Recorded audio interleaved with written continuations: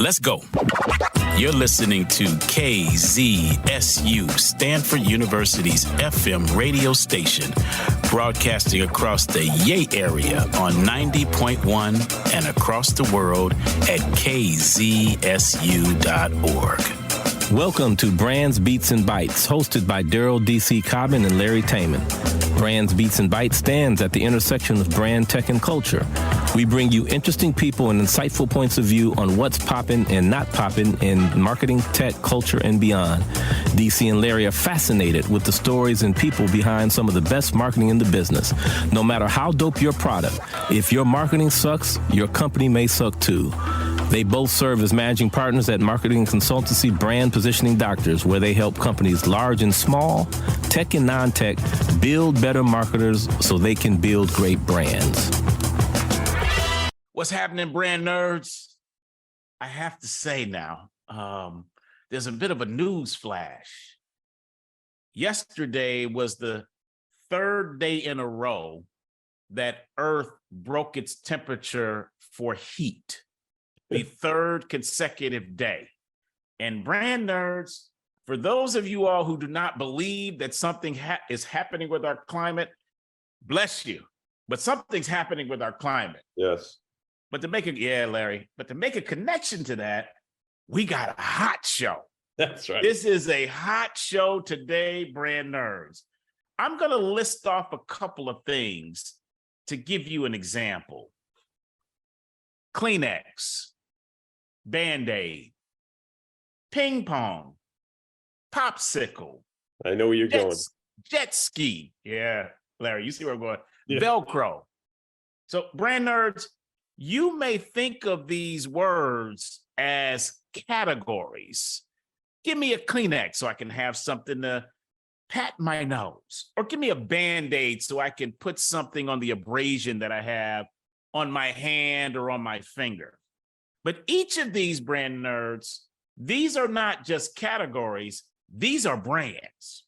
And each of these brands define an entire category and have for decades. And brand nerds in the building today, LT, is someone who knows a little something about that. That's right. LT, who do we have in the building with us today, please? Oh, DC, we have my good friend Abe Smith in the house today. Welcome, Abe. Hey, good to see you both. Thank you for having me. I feel inspired by DC's introduction. I feel hot all of a sudden. I don't know if I should. But You should. Right. You should. Okay. All right, Abe. It's not the temperature. It's just all DC. Okay, so brand nerds, DC did a great setup here. So we gotta go straight to Abe's wonderful background, and you'll see where DC was going. Straight up, we have another great guest who's a friend of the show and someone who is a true testament about working hard and treating people well, which leads to great success as a C-level tech leader here in Silicon Valley. Let's get into Abe's fantastic background. Abe is a born and bred Boston guy who matriculated at the University of Massachusetts, where he earns a degree in political science with an international relations certification. So D, Abe's first job is actually teaching English in a small rural town in Japan. Oh, wow. Yeah, this is all relevant, by the way. Wow. So Abe then comes back to Boston, where he works for Heroics Corporation in enterprise system software. Take note, brand nerds, how these first jobs both become foundational to Abe's career. So Abe's next move is to Petrovsky's International in St. Louis, dealing with new in-store food service products and restaurant pizza kiosks for QSR, where he works his way up to be director of sales and marketing. Highlights include sales increases of 425%, 200%, 80% in successive years, and personally winning clients in 42 states and 5 countries. So not bad. Not bad, Abe. Not bad. Okay. We're starting with some hot though. We're not hot some yet. results. None of this is hot. There's no heat on this. There's heat. There's heat. All right. So now Abe makes the move to Silicon Valley. First as director of marketing and sales at Vision Planner, and then moves over to WebEx, which was really one of the first leaders in video conferencing. Again, take note about that, brand nerds. Abe makes an immediate impact where in his first month of selling, he wins the prestigious Top Gun Selling Award with 238% of quota. He eventually works his way up to his first international specific assignment, where he becomes Senior Director of Sales for APAC, Japan, and Latin America, and achieves over 100% of the annual goal. And WebEx is then bought by Cisco. At Cisco, Abe quickly becomes an important player in the international scene, where he becomes Senior Director of Emerging Markets, where he was responsible for sales growth and strategy in India, Asia Pacific, Japan, Africa, and the Middle East, Eastern Europe, and Latin America, where his teams consistently achieve great results. So D, Abe then gets a call to be VP GM for Americas and Asia Pacific at MindJet, an innovation management software company, where he's hired to build a go-to-market sales strategy and build out world-class sales organization. As Abe always does, he makes an immediate impact by growing sales by 50% in his first year, and he is then promoted to SVP, where he is awarded a Stevie Award for National VP of Sales of the Year.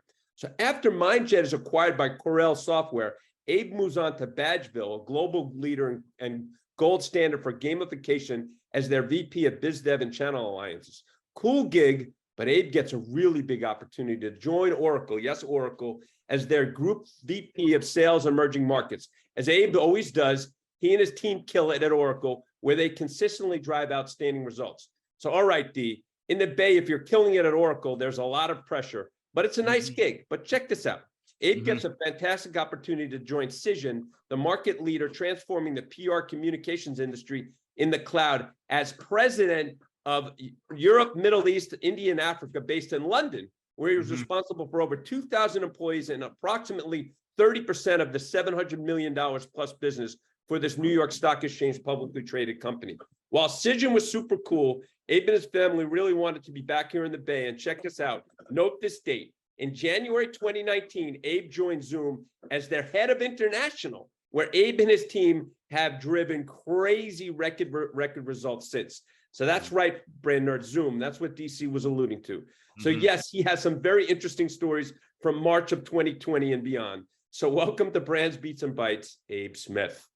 Well, thank you. Thanks, LT, and thanks, DC, for having me. I have to say, I think if my mother had given me an introduction, it would probably be less gratifying to hear than what you just did. So thank you for rest in peace for your mom. So I appreciate it. Thank you. It's a pleasure to be here, and it's great to talk brand with you both. Thank you, Abe. Yeah. Larry is a savant at presenting people with their flowers, and oftentimes, as you well know, Abe, we don't get to hear things like this until we're in a box.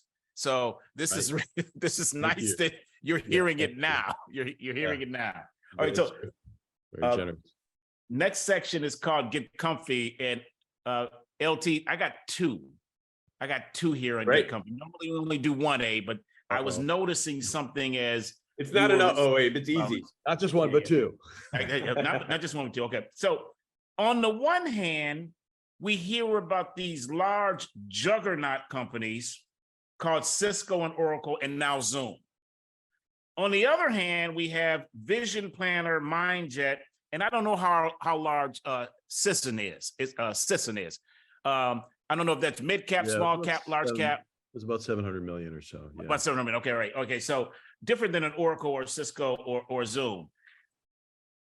How have you been able to play this small company, big company, small company thing? How has that been for you as you've gone through your career? Yeah, it's a great question. You know, in many ways, I'm attracted to high growth, and really more in the entrepreneurial side. But to be honest with you, like even at Oracle, which is a good example, large company, but almost an incubated effort to build the cloud business inside of Oracle. So in some ways you can look at it, DC, almost like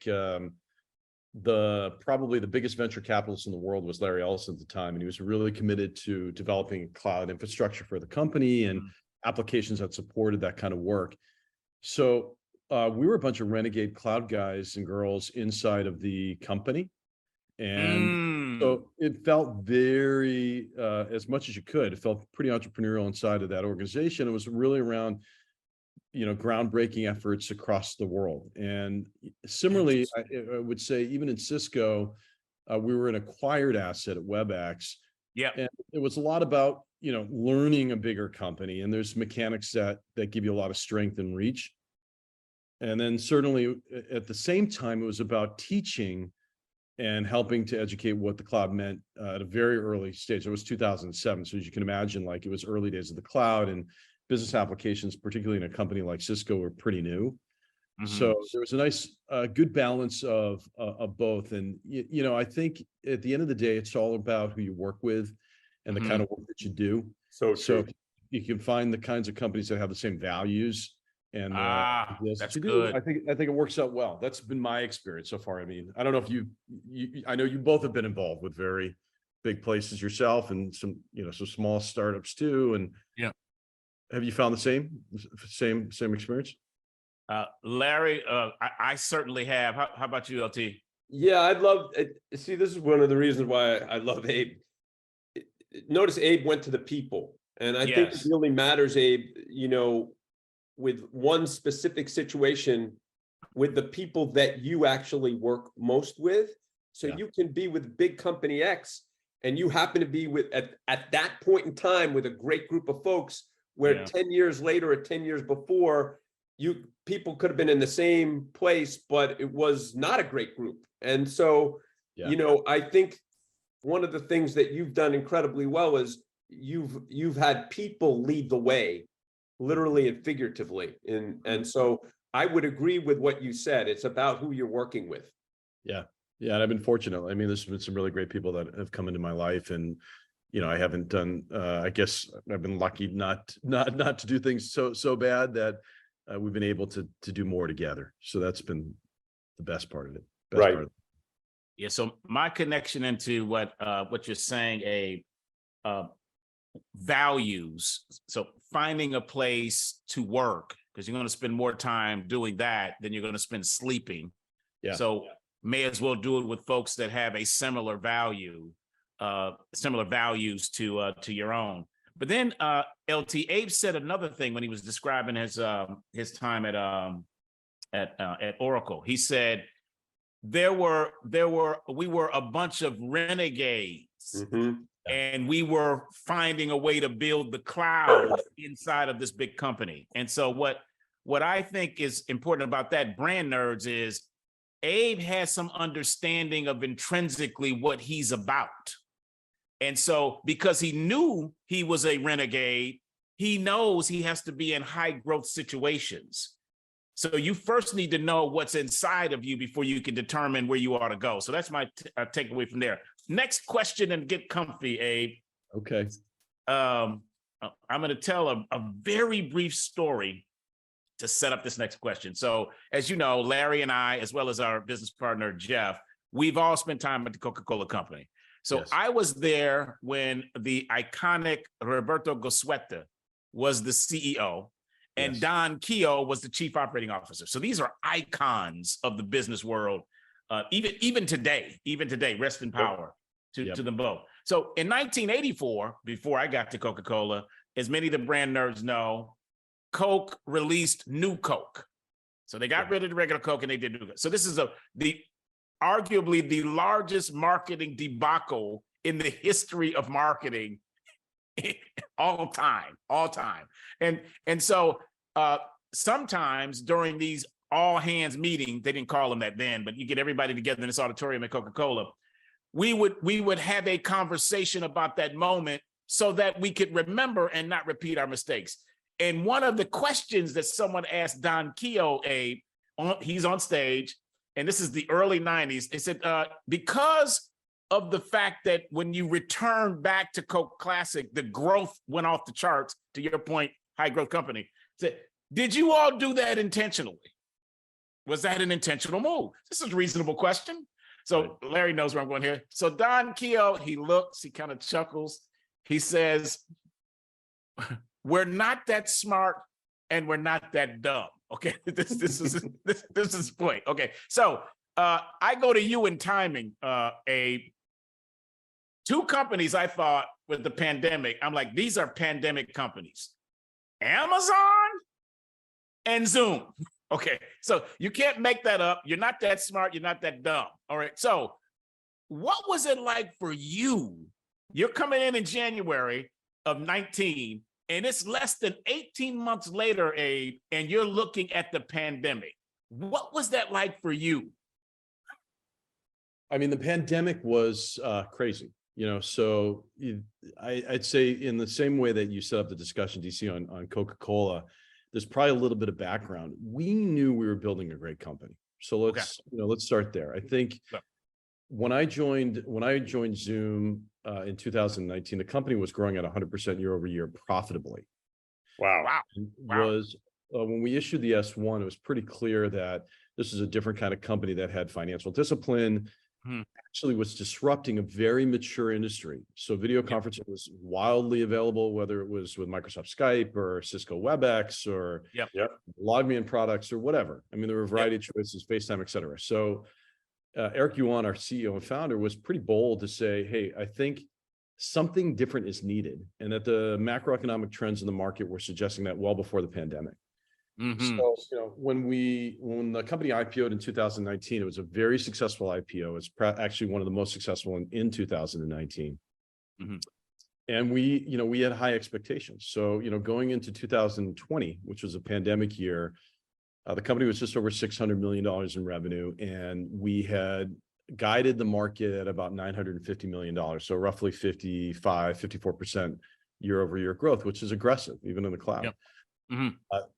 Suffice it to say that year we ended up going from 600 million to 2.7 billion in 1 year, which was unprecedented. But Can you repeat that again, Abe?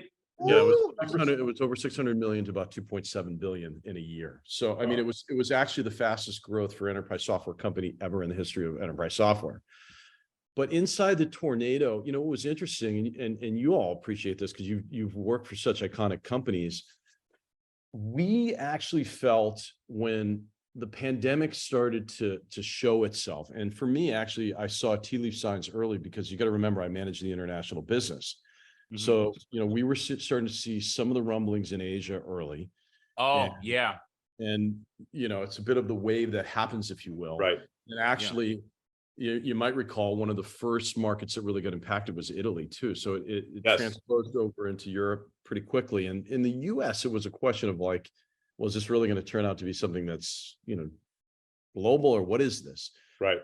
But when it hit, and it hit hard and fast, the company really felt in a very mission-driven position. So, one of the things that was so amazing about the period, and there, it's been a roller coaster ride. So you can talk about moments of just the highest highs and the lowest lows, and a lot of like fatigue and stamina in different ways that we'd never experienced before. But most people on the team just said, hey, look, the world is calling. And what's so great about a leader like Eric Yuan is he was very purposeful in how we thought. And the thought was, it's our obligation. The world is calling. It's our obligation to see what we can do. And that meant, things like educational continuity. I mean, there were hundreds of millions of kids that, frankly, couldn't go to a physical school. So overnight, we had to move, millions and millions and millions of students from the classroom to the kitchen table, or, same thing at a business level. We would get a call on a Friday, we have 150,000 employees. We're going to move them all to remote access. Go. The stories were just endless. And I think the guiding principle was, number one, a very mission-driven approach from the company. Everybody rallied around the moment.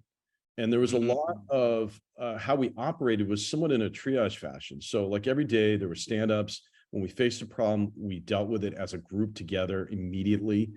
And what was beautiful about the moment was it was just an absolute interconnection of people that's new to do the right thing. And what was highly relevant in the moment, like I'll give you an example. And again, this is where leadership plays into the discussion.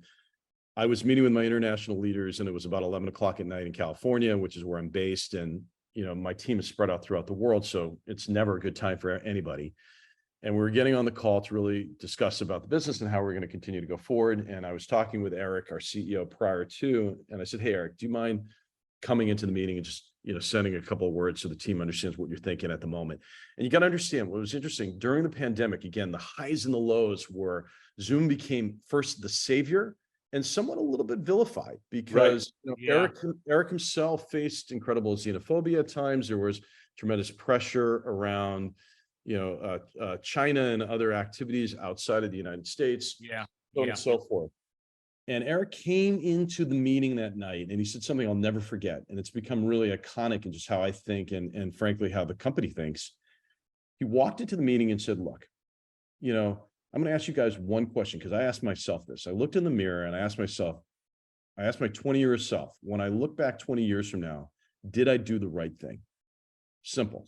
Did I do the right thing? Did I help schools when they needed it and I didn't ask how we did it? So when 25 countries asked for the service for free, or we provided the service for free for their schools in 25 different countries, millions and millions of students, we rose to the call. When the question was asked, like, how do we deliver medicine and health? Eric never stopped and said, we can't figure it out. His answer was, we will figure it out. So, that question around, ask yourself, how do you act? How do you respond? And can you ask yourself one simple question? Did you do the right thing? Which is so, again, back to our values point, was just based on the right philosophy. So, we went from, in a very quick period in January 2020, 10 million daily meeting participants on the platform, which is a very, very highly trafficked platform. Yeah. In fact, at the time, one of the highest, if not the highest in web and video conferencing, to 4 months later, over 300 million daily meeting participants concurrent on the platform. To give you an idea, it's like social network levels like Facebook and otherwise. So it was a tremendous validation on the strength of the technology, which was, and theoretically speaking, we had said, hey, we think we have unlimited capacity, but we never tested it, right? So it was tested overnight, almost like in a petri dish.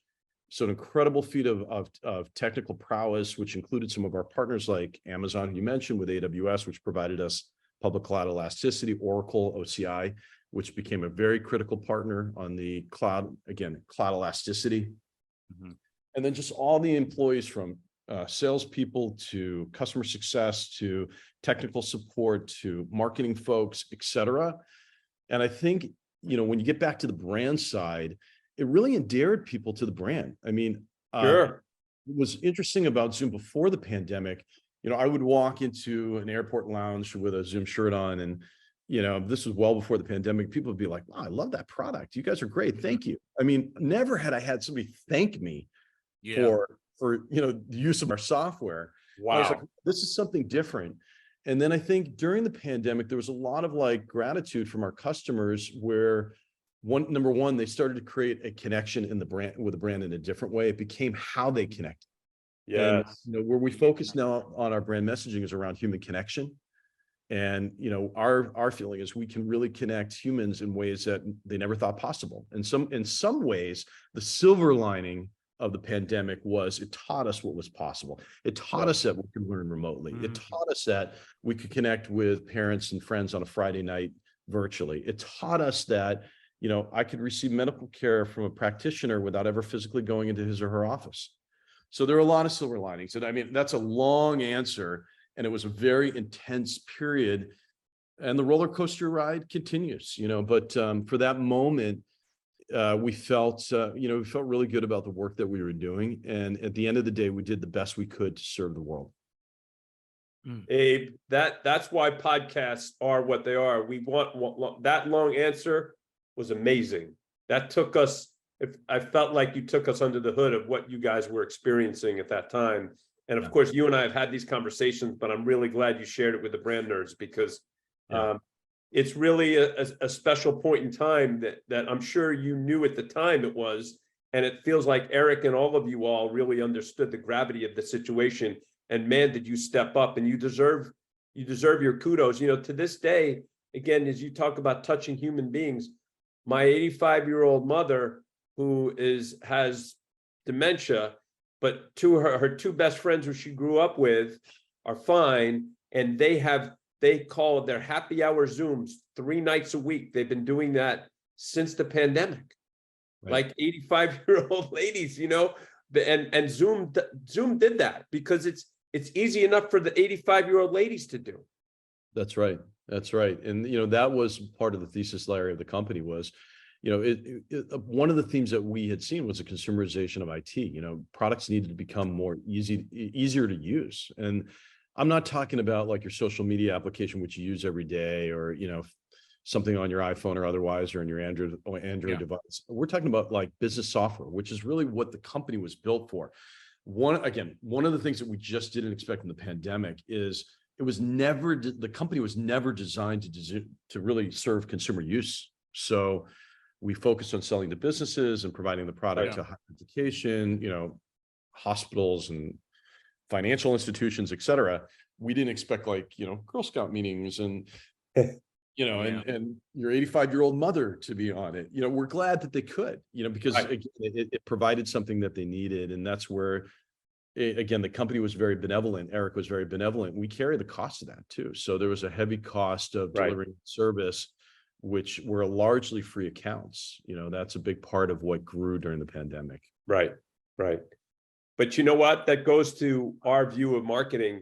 When you have your brand lover, that's our parlance, was dedicated toward business users who just embraced it totally. And because you did such a great job with them, that was actually enabled you to spill out everywhere because you were focused on that. It's interesting that was never your target, D. Don't you think that? I mean, it's classic brand lover, and this is what happens. These are how great brands are built. Yeah, that's right. But but what we're seeing, and I'd love to get you and the brand nerds perspective on it. It's interesting because as your identity evolves, and you probably saw this with Coke and other places you've been, what people knew you for then, how do they start to know you for what you're becoming and who you evolve to? And that's a brand challenge, I'd say. Yeah. Yes. I don't know if you've experienced that, maybe not for this podcast, but we would love advice or feedback on how you think about that, and just, how your audience does too. Hey, rarely does someone succinctly, clearly explain what could be a complicated thing. And you've done that here. Yep. Abe, and I want to point something out to the brand nerds. The question your CEO, Eric, said, he said, one question, when I look at myself in the mirror and I ask myself this question, is what I'm doing now, like, did I do the right thing? When I look back 20 years from now, did I do the right thing? Yeah. So he's imploring his team to ask themselves that question and then behave accordingly. That's now, right. Brand nerds, Eric did not say, did we do the right thing by the balance sheet? He did not say, did we do the right thing by the P&L? He did not say, did we do the right thing given that we are less than a year from IPO and this whole thing could go pear-shaped? He did not say that. He simply said, did I do the right thing? And he gave it a time horizon, not look back. He's having this meeting on Tuesday, and on Wednesday, he's saying, did you look back 24 hours and say that? He said 20 years, right. 20 years, brand nerds. Phenomenal. This is a brand nerds. You're getting a leadership moment right here. Yes. This is the leadership moment right here. Wow, Abe. Okay, so now I'm going to ask you this, and then we're going to go to the next section. Yeah. So you're talking to Eric before he's coming into the call. He said, hey, you can just come in. And so he contemplates that. He then comes on. Yeah. And he drops this question thing. He just, boom. Okay. What are you thinking when he drops that? Because you just talked to him. And he comes in with that. What's going on? It was like, it's 11 o'clock at night. I can't even think straight. But, it's actually one of these moments. And what's been really a privilege to work at Zoom, amongst so many privileges, is that there's so much saged advice that is almost like philosophical tenets. That one left me and everybody on that call, of which there was probably a dozen or 18 people on the call, honestly just silent. Right. It's one of those moments where you have to like digest that. Right. And really appreciate it and really appreciate the words, which are pretty powerful, because you're right. It wasn't asking like, how you doing on your quarterly number, or how No. what's the revenue like? It's, are you doing the right things to guide the business in a way that is correct? And there's so many layers to that, DC. But it was, at the moment, it was just a very humbling moment, because it creates like a pensive feeling where you're like, Absolutely. wow. And then it actually creates an area to say, you know what, we aren't doing the right thing, and we got to do more of it. Get back out, get back out and do more. We're doing something that actually is beyond ourselves. And we, one day we'll tell our grandkids the stories if they're willing to listen. And I think it's a humbling experience for everybody on the call. Well, I'll say this before I flip it over to LT. Brand nerds, if you have ever been in a company that's private and then was acquired, and then a company that went from private to public, then you understand what it's like to have a board of directors of a private company that might be slightly different than a board of directors of a public company.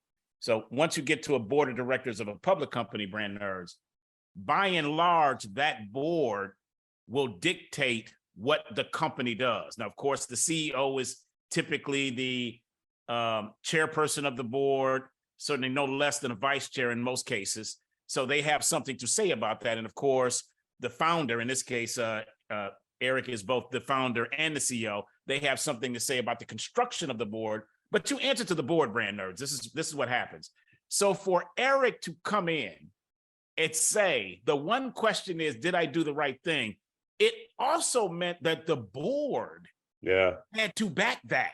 The board had to back, yes, Eric, we're with you. So not only is Eric talking to 12, 18 folks on the executive leadership team, he's also signaling to the board, and dare I say, even to global economies, he's signaling you can run a company this way.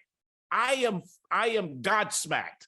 I'm awestruck by this. Okay, having said all of that, yeah, Larry, and you got to understand the man too, DC too. I'll say is that the core of the business, the philosophy and the foundation of the business was to deliver happiness, and the entire ethos of the company is built around care.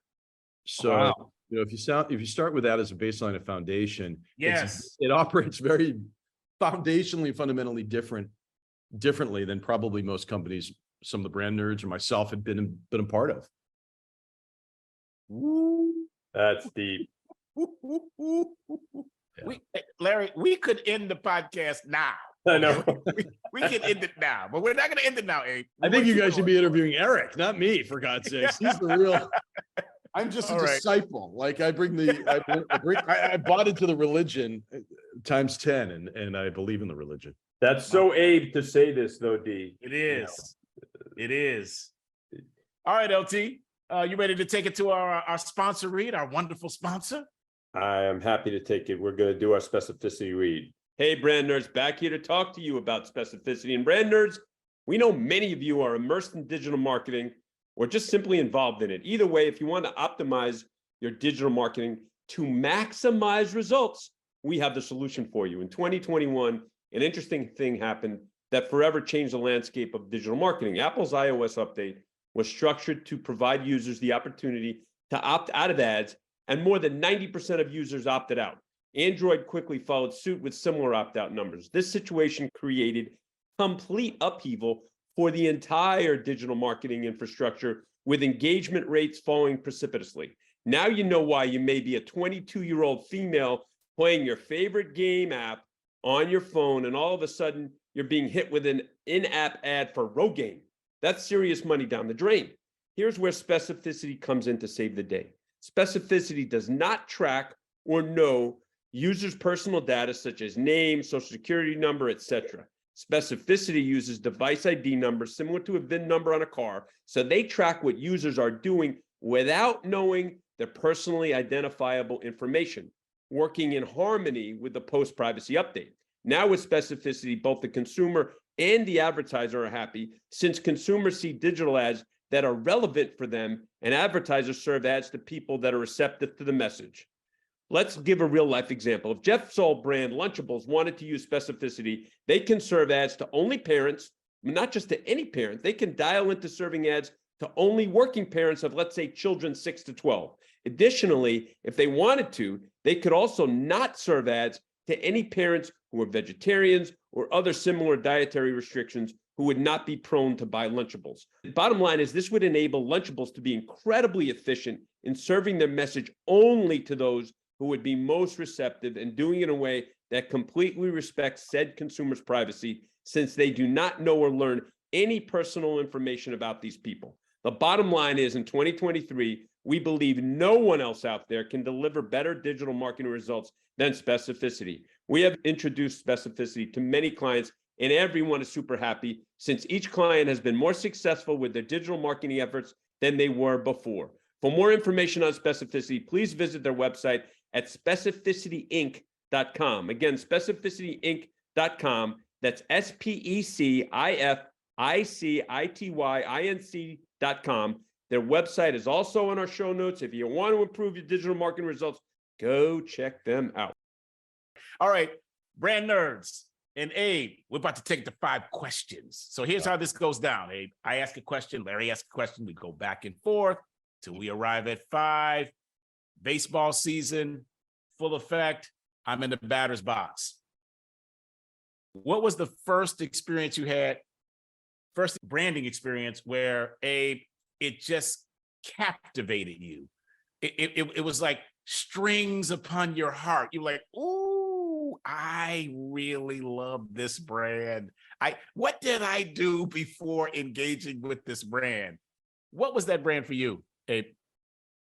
I'm going to answer it. I'm going to take liberty and answer it in a couple of ways. First of all, I'll say the love of brand marketing, and just how, my thinking around marketing, public relations, communication started.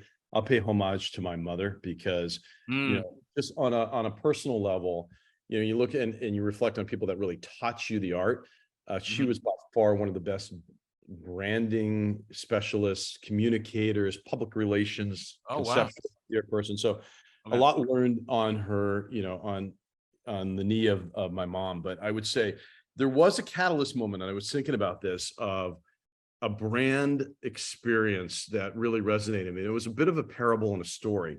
I'm going to take Larry back a little bit to DC. I don't know if are you from the East Coast originally, or where were you from? Midwest, Detroit. Okay. All right. And Larry, I know you are from the East Coast in New York. So I'll take you back. I'm going to take you back to the East Coast about 35 years ago. And there was a catalyst moment.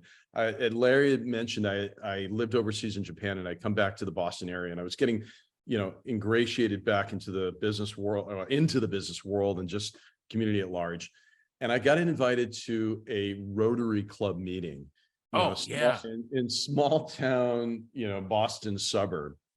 Yeah. And the guest speaker at the time was this guy by the name of Ken Myers, who had started a company called Smart Food, which if you ever had it, it's cheese popcorn, which is really delicious. Yep.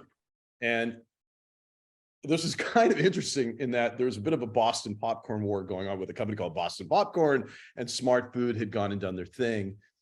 And Ken was a featured speaker, and his expertise and specialty wasn't about food necessarily. It was about brand and marketing. And what I was just hypnotized with was he told the story. He said, look, I built the company in such a counterculture way. First of all, everybody said you would never put your product in a black bag for your popcorn. They were usually transparent where you could see the food, but this was a colored bag, if you recall. And that was mistake number one. Mistake number two, back in our day, and maybe I'll date ourselves. You're much younger than I am, both of you guys. But if you recall, like most cheese popcorn was kind of that awful orange level where if you ate it, absolutely everybody knew, right? Everybody knew. Yeah. So they were counterculture, and they were white cheddar cheese, and it was this beautifully designed popcorn. So the product quality was excellent. It was unique and counterculture in how they position the product packaging and otherwise. But what was so interesting about his discussion was he said, look, how do we get people to know about this product and compete against major players in the salty snack division? Mhm. At the time, we were the underdogs and no one knew who we were. And we didn't have huge marketing budgets. So his discussion was around experiential marketing. And he said, look, on the slopes of New Hampshire, we would have somebody put on a Smart Food black, bag outfit and ski down the slopes. So every skier would see this happening. At the end of the slopes, at the bottom of the slopes, they would hand out samples. You would have a team handing out samples. So he would place the product in the hands and say, hey, look, you just saw something that was so different that caught your attention. You couldn't miss it. And then I'm going to prove to you, when you get to the bottom of the mountain, I'm going to hand you a snack packet. You're going to try the product and say, this is the most delicious product I've ever had in my life. And I'm going to go out and buy it. Now, he believed in sort of this guerrilla marketing at the time, which was very novel and That was very avant-garde then. it was quite avant-garde then. Yeah. And I Yeah. listened to this and I was like, you know what? That makes so much sense. Fast forward in the discussion, the company got bought by Frito-Lay. Yeah. And Frito-Lay then ultimately bought the product. And he said, hey, look, they put the product traditionally on the shelves and they followed the same formula of how they marketed it. And Ken Meyer said, hey, look, let me just continue to do marketing the way I do. And let's compare side by side and see what happened. And the results were far in the favor of guerrilla marketing and this experiential marketing, which was so powerful. What he said is create an experience that is unforgettable. And then tie it with, a proof point where it says, I'm going to show you. And then endear people to that experience where they remember the absolute majesty and creativity of the experience. And then the joy of the taste itself. It was genius. And I sat and listened to that and said, you know what? That's absolutely gorgeous. And it changed the way I thought about marketing in general of traditional buying, above the line media and so forth. And thinking about, wow, it is about connection. It's around how you motivate and get people to connect with the brand itself. And that at its simplest regional level was like my moment of brand epiphany. That kind of liner note in some fashion has really impacted my mother's teaching. And then this one lecture from Ken Meyer about smart food resonated with me to start to guide the way I thought about marketing in my career and building brands like Zoom and technology and food products and otherwise. That's deep. Yeah. I was young. At the time, I thought it was old. I was 21 years old. Or 22 years old. I'm like, this is moving for me, right? So, but it's a formative, right? And you all were part of that era too, where, wow, that kind of like unique elements of marketing, and you both are legends in this category. So you've done so many brilliant and imaginative things. You know how it works, right? So there's something special with that. Well, I love the fact that you experienced that at that young of an age, and that has stuck with you. And clearly, that story has imbued your work. Yes. Mm-hmm. Yes. Yeah. There's a through line I'm picking up already. At the center of the brand of Zoom is deliver happiness and care. Eric cares about people. Abe cares about people. So that came through in their actions. Ken cared. That's why he was doing the marketing he was doing. He putting it in a formulaic way that Frito-Lay typically does it does not require care. It requires care to do it the way he did it. And by the way, after Frito-Lay acquired Smart Food, Ken had enough money where he could go chilling. He didn't have to do anything, but he cared because he cared. He said, let me show you the difference between the two. Care. Like that. 100%. Yeah, like that.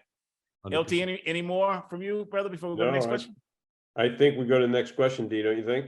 Yep, let's do it. So, Abe, in your lengthy career, who has had or is having the most influence on your career? I'm going to answer that in a 3-part way, if I could, because you've hit on the story of Abe's life here, which was a soliloquy that you put together on the front end, which again, I'm extremely grateful for your kind words. And I'll touch, buddy. I'll touch on the same things. Number one, I'll go back to point number one from the previous question. My mother had a huge. Can you please say your mom's name? May she rest in peace. But we have to give her flowers. Thank you, Marcia Smith. Marcia Smith. So she, number one, was very, very influential. Had a lot of great business philosophies in general. She was a bit of a renegade herself.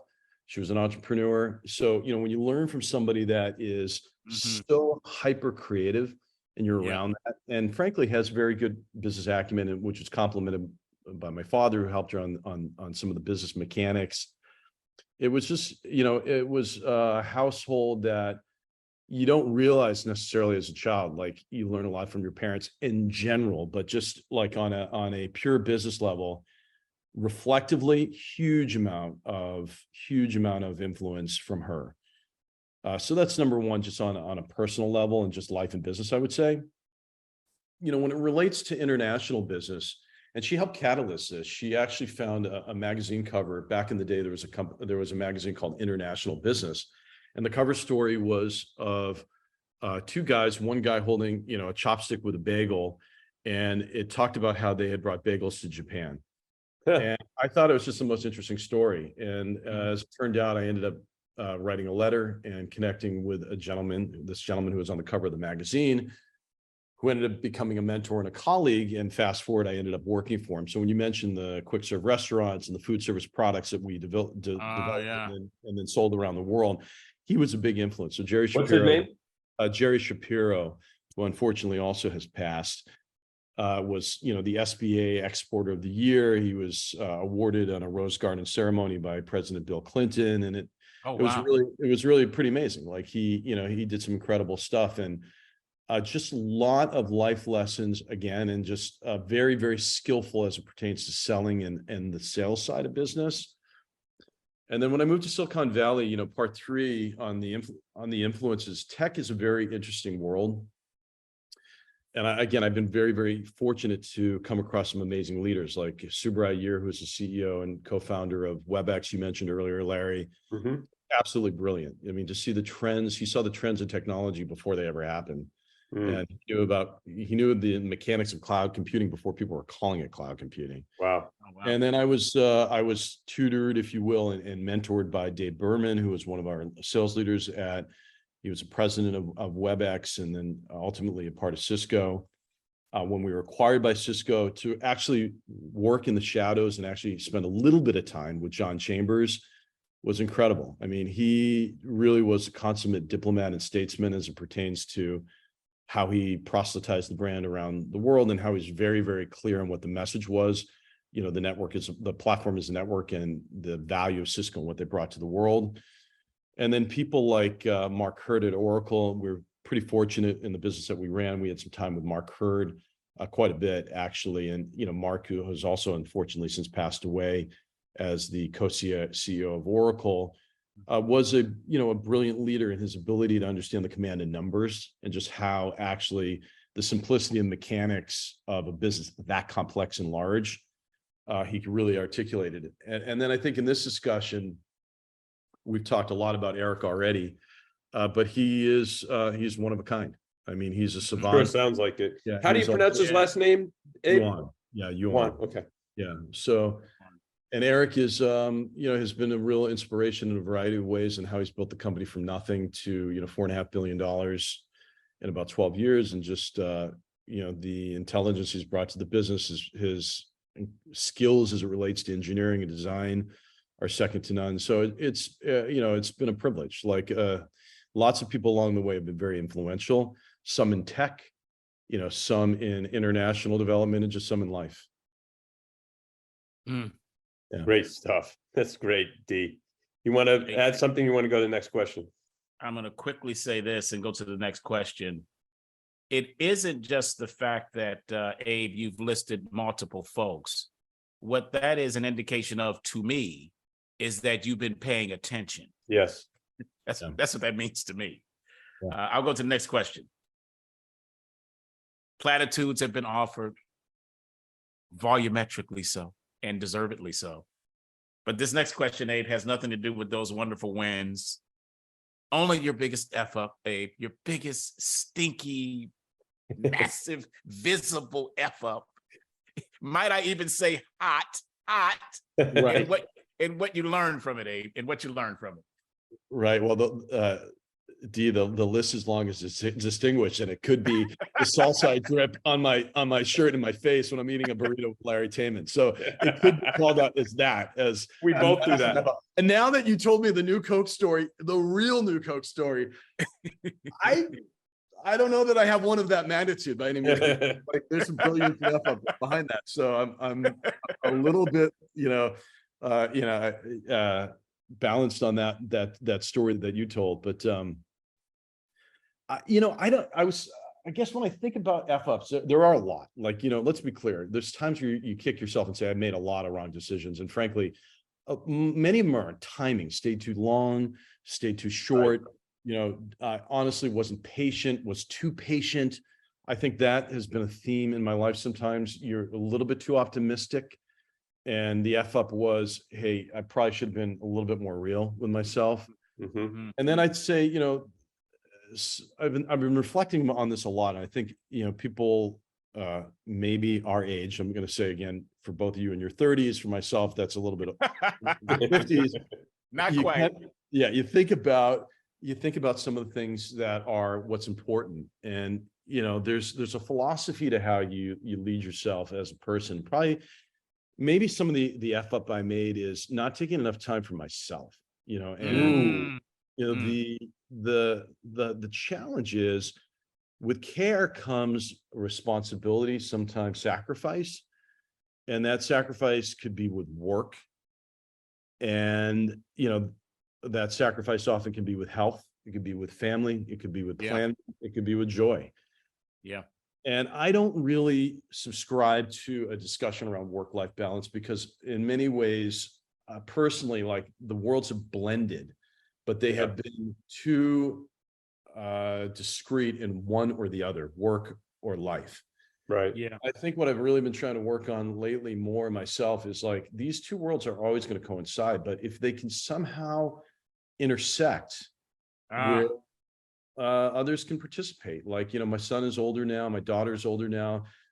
They've been able to participate in some of the things that I'm doing in business that, it's so much more joyful to do it with them.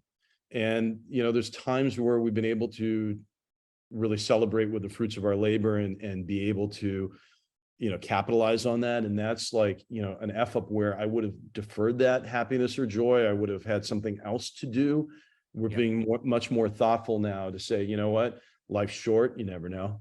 So we're trying to be a little bit more intelligent about, taking the time. I am personally. So, and that's hard, because I think when you also get into this kind of cadence of building and growing and grinding and driving and et cetera, it's really a bit of an addiction, and it can become an unhealthy addiction. So the time is when you also have to put it in overdrive. And there are those times, and you have to be real clear. And then there's other times to say, I don't, today's not that day. Yeah. And again, one of the things I've learned at Zoom over the last couple of years too, Eric's real about this too, is, there's moments where you're like, today's not the day, I'm going to stop right now. And that would be something I would never do. And you have all worked in athletic products and otherwise, there's a lot of effort in the branding world to talk about working through the pain. Yeah. And sometimes, like, today's not the day to work through the pain. That's right. And I think there's moments to really understand that. And it's super hard, because it clashes with who you are.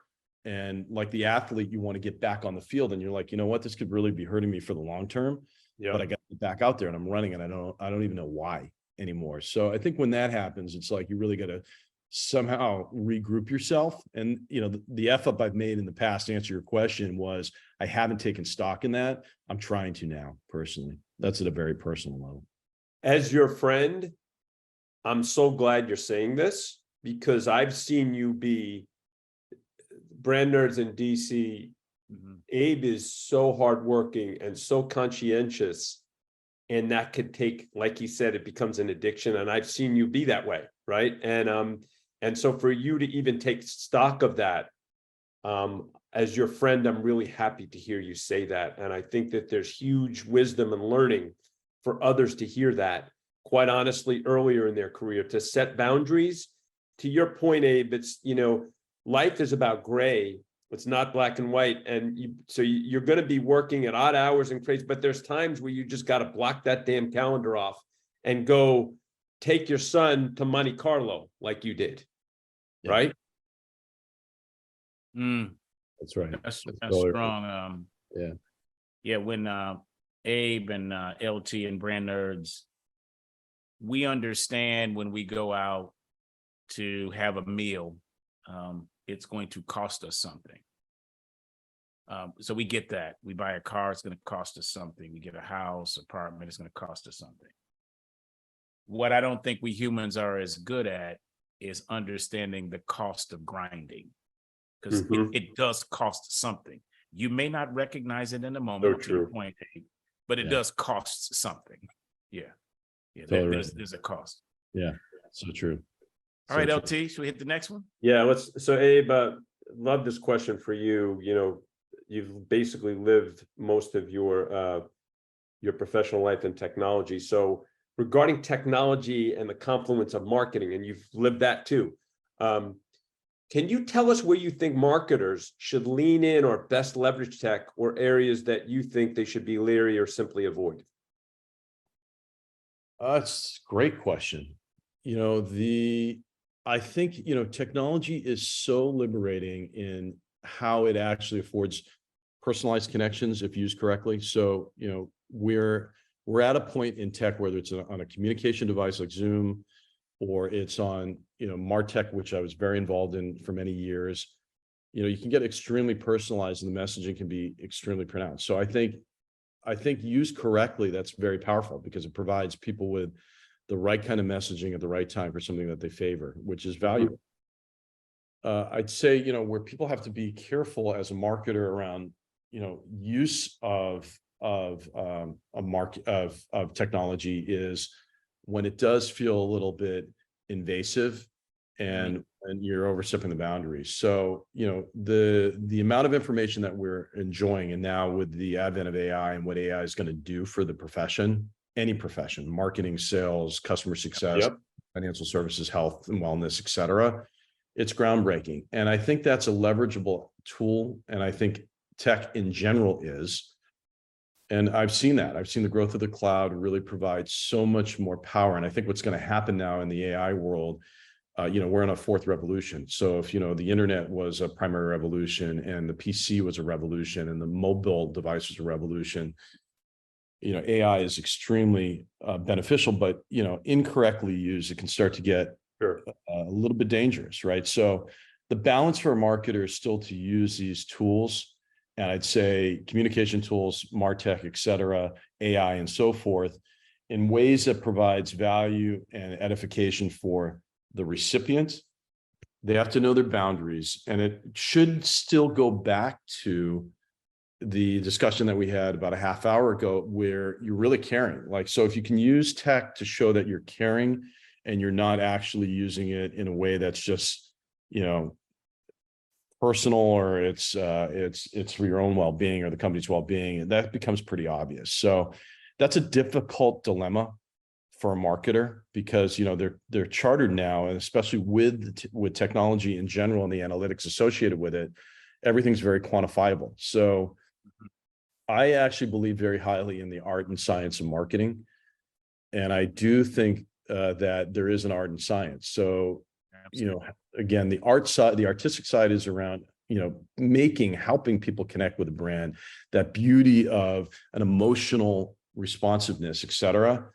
But I do think, you know, with the measurement side, there is a big push on the CMO in general to be very, very clear on what they're delivering, right? So, and then showing a very distinct ROI, which I do think is healthy. I think these are both healthy balances, but it does create a bit of a dichotomy and a somewhat of a dilemma for the marketer overall, I would say. Love that answer. Yeah. Do you have anything to add, or you want to go to the next question? Next question. Abe, what are you most proud of? So that's easy for me. Like, you know, again, and thanks for the, you know, the five, and, you know, to end it on one where, again, we bring it back to, I'll take advantage of the personal element. All the stuff in marketing that we do will be remembered and it'll be great. All the stuff that, you know, we achieve in sales and the numbers that we create, the millions of dollars that we've established for the economy and so forth is really important. I'm most proud of like my family in general. So, you know, when I look at, you know, Larry, you know, you got a son the same age. So I've got a son who's going to about to turn 20 in August.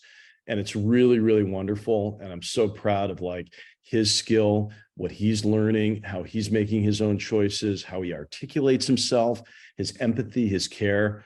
You know, I look at my daughter, she just turned 18 and graduated high school.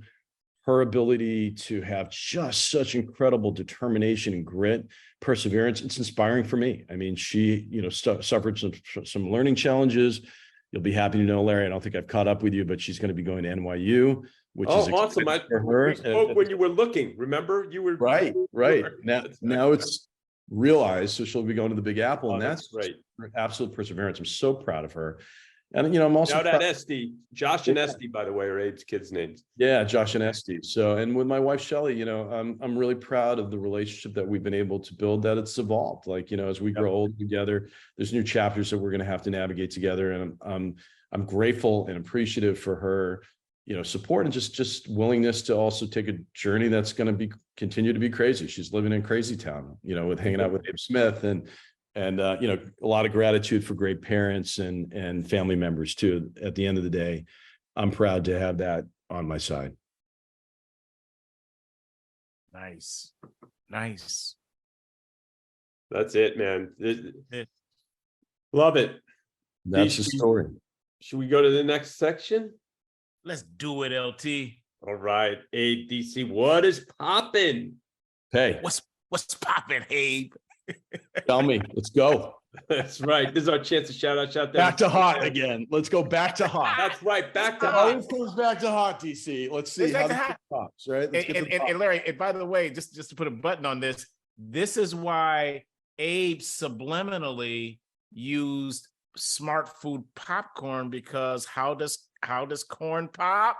It's the heat, baby. It's all heat. It's all intentional. This all comes around. We're marketing here. As Don Keogh said, he's not that smart and he's not that dumb. No. Exactly. All right. So I have a really interesting what's popping with Abe in the house. I just read this morning, and I thought this would be really cool. So I'm going to read you a couple things, and I want to get both of your reactions to it. Okay. So on Wednesday, the Canadian government announced that it will cease all ad spending, which for them is about $7.5 million per year on Facebook and Instagram. The decision comes after Meta and Google blocked Canadian news in opposition to a Canadian law requiring technology platforms to compensate publishers for linking to their content. And so the Canada's Heritage Minister, Pablo Rodriguez, said, quote, "We have decided to take the necessary step of suspending all government of Canada advertising to Facebook. We cannot continue paying ad dollars to Meta while they refuse to pay their fair share to Canadian news organizations. The Online News Act, or Bill C-18, was passed into law last month. The government is currently in the process of finalizing the bill, which would require tech platforms to share a portion of ad revenue before the law goes into effect at the end of the year. According to the bill, Google and Meta currently earn 80% of all digital advertising revenue in Canada. And as Rodriguez noted, ad dollars that used to be spent on Canadian news outlets who report on local and regional news. Despite these tech giants' decision to stop news access on their platforms, the Canadian government still remains confident that it will continue to negotiate. Rodriguez added, "We believe we have a path forward and we're willing to continue with the platforms."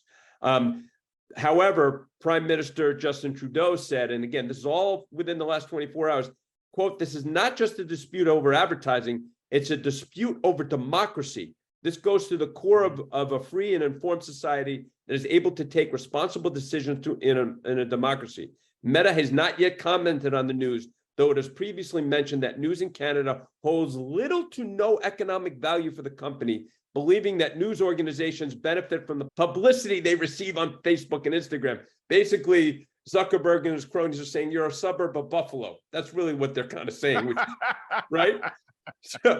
So, and also two major Canadian media firms, Quebecor and Cogeco Communications have also announced that they and their subsidiaries are suspending advertising on Meta platforms. What say you all about this?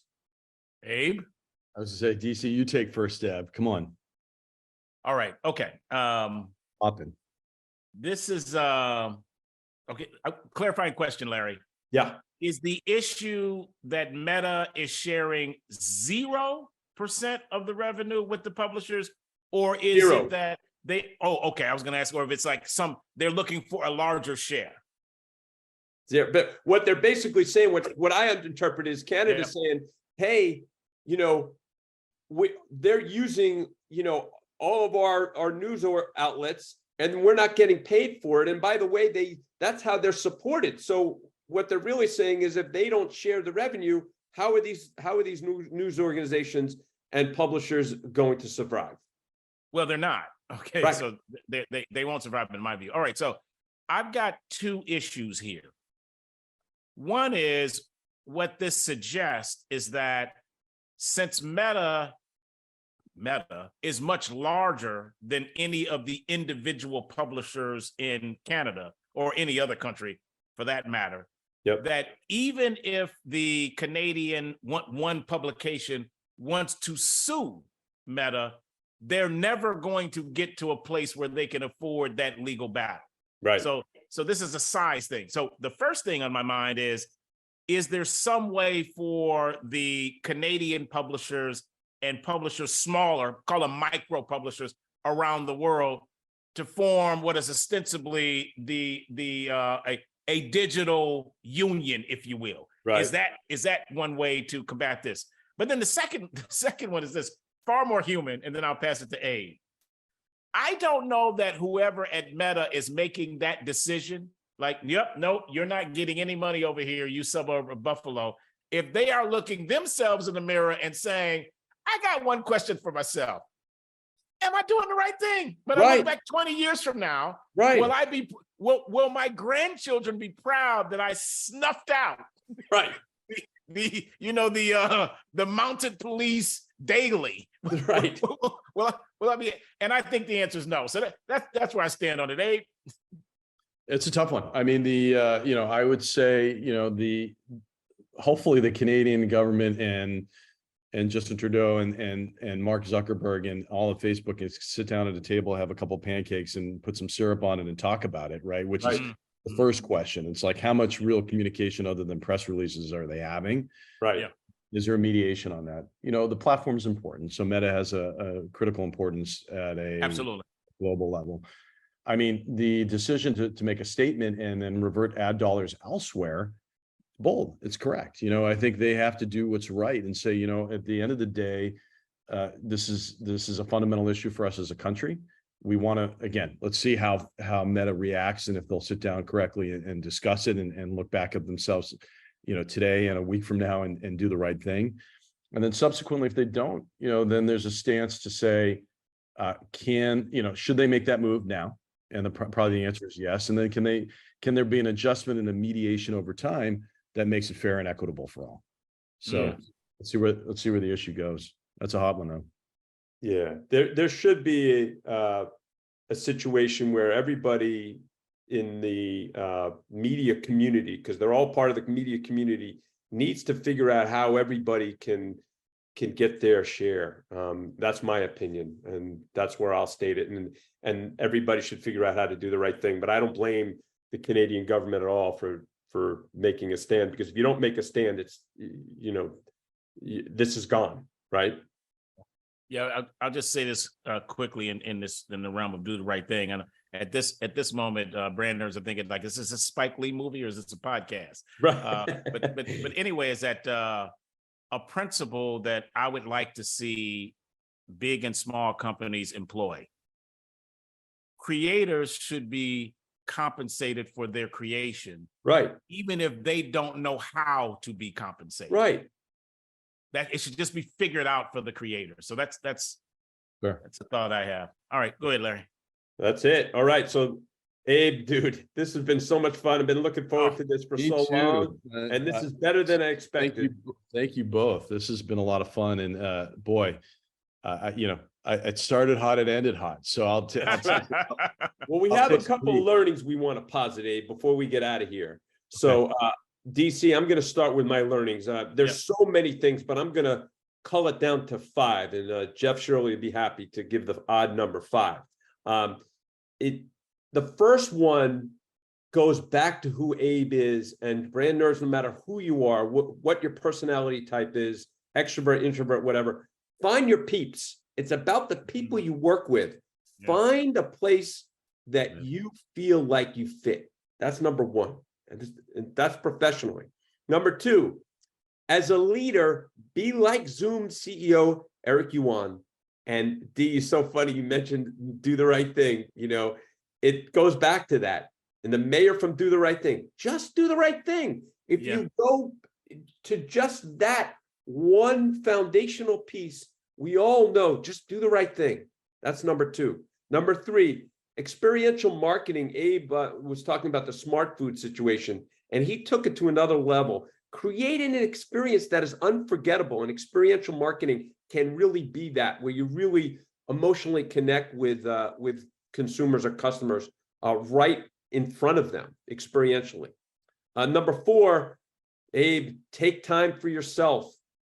Figure out what is going to work for you. And Abe said there's not balance, but there's a balance, maybe not in a specific day, but in your life, you got to find that balance. And the last one that Abe talked about, I love this one, is use tech to show you are caring, that you're not invasive. And we all know the difference. And as a marketer, you got to know when you're actually putting forth digital marketing, figure out the difference of whether you're actually putting forth something that's caring versus something that's invasive.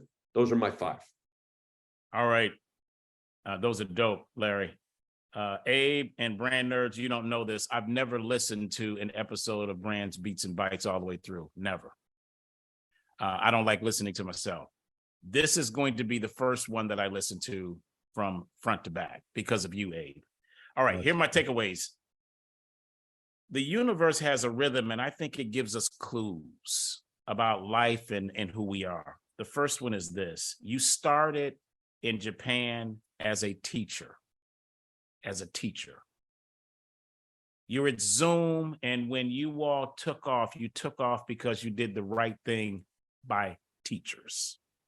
Yes. Right. Second, in Japan, it was a small town. You reference it as a small town, at least Larry did.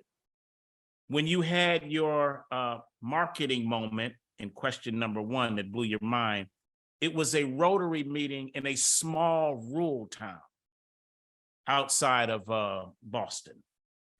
Small town Japan, small town outside of Boston, small classroom sizes often are the best teachers. And then when we talk with you about the people that have influenced you, you mentioned many folks, Eric among them, your mother, and you said this word. You said, I'm a disciple. I'm a disciple. And so what I thought my takeaway for you was going to be, you are like the penultimate teacher, but you're not. A teacher is a person who teaches, especially in school. You are actually a disciple of humanity. You are a disciple of humanity. So a follower or student of a teacher, leader, or philosopher.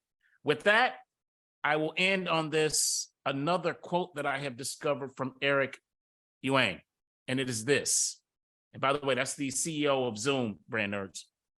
Empathy, humanity, and support for each other is more important than revenue, than growth. Yep. You're a disciple of humanity, Abe. That's what you are. Thanks. Thank you, DC. Those are powerful words, man. And I really, really enjoyed the time with both of you. And thank you for including me on this podcast. It's really been a privilege I'm humbled to be amongst greatness. I'm just here to listen to your advice. So thank you. Thank you. I'm going to listen to, this is the first podcast I'm going to listen to end to end. So thank you. Just to hear the last part, the first part and the last part, which my mom would be proud. And then I will learn it'll take me to sleep every night so I can remember good philosophy. Thank you both.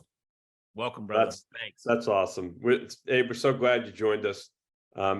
And Jade, I'm going to make the segue to the Brand Nerds. Thanks for listening to Brands, Beats, and Bites, recorded virtually on Zoom, Abe, and a production of KZSU Stanford 90.1 FM radio and worldwide at kzsu.org. The executive producers are Jeff Shirley, Daryl D.C. Cobbin, Larry Taman, Haley Cobbin, Jade Tate, and Tom Dioro. The Podfather. That's him. And if you are listening to us via podcast, it would be great if you can please rate and review us. Additionally, if you do like the show, please subscribe and share. We hope you enjoyed this podcast, and we look forward to next time where we will have more insightful and enlightening talk about marketing. If you wish to contact us, our email is brandsbeatsbytes@kzsu.stanford.edu. Again, that is brands, BRANDS, beats, BEATS, bytes, BY as in yellow, TES @kzsu.stanford.edu.